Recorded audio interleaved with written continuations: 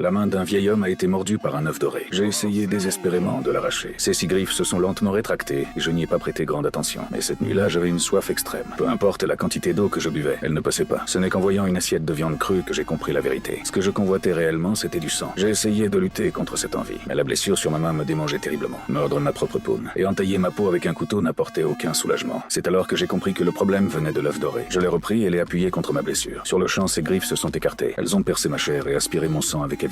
Toute la douleur a disparu sur le coup, remplacée par un plaisir étourdissant. Je me suis effondré sur le sol, complètement submergé par cette sensation étrange. Le lendemain matin, j'ai été stupéfait de constater que je paraissais 10 ans plus jeune. Voulant des réponses, je suis allé voir un antiquaire. L'antiquaire m'a dit que c'était un artefact mystique, capable d'offrir l'immortalité. Les légendes racontaient qu'un alchimiste avait enfermé à l'intérieur un scarabée sacré millénaire. Tant qu'il se nourrissait de sang, son utilisateur resterait éternellement jeune, incapable de résister à la tentation. J'ai commencé à utiliser l'œuf doré de plus en plus souvent, et même le sang qui coulait de mon corps s'est transformé en une substance épaisse et collante. Lors d'une fête, j'ai dansé avec excitation, profitant de ma vitalité retrouvée. Soudain, j'ai remarqué un homme qui saignait du nez. Je l'ai suivi discrètement jusqu'aux toilettes. À l'instant où je suis entré, j'ai ressenti une irrésistible envie de lécher les traces de sang. Mais avant que je puisse agir, un autre invité est apparu. Je n'ai pu que regarder le sang être essuyé. Heureusement, quelques gouttes restaient sur le sol. Je me suis penché et allé tirer la langue, quand quelqu'un m'a soudainement projeté de l'autre côté de la pièce d'un coup de pied. À mon réveil, je me suis retrouvé enfermé dans une voiture par Ross, le neveu de l'antiquaire. Ross réclamait l'œuf doré, mais j'ai fait semblant de ne pas comprendre. En réponse, Ross m'a jeté à terre et a poussé la voiture dans le vide d'une falaise.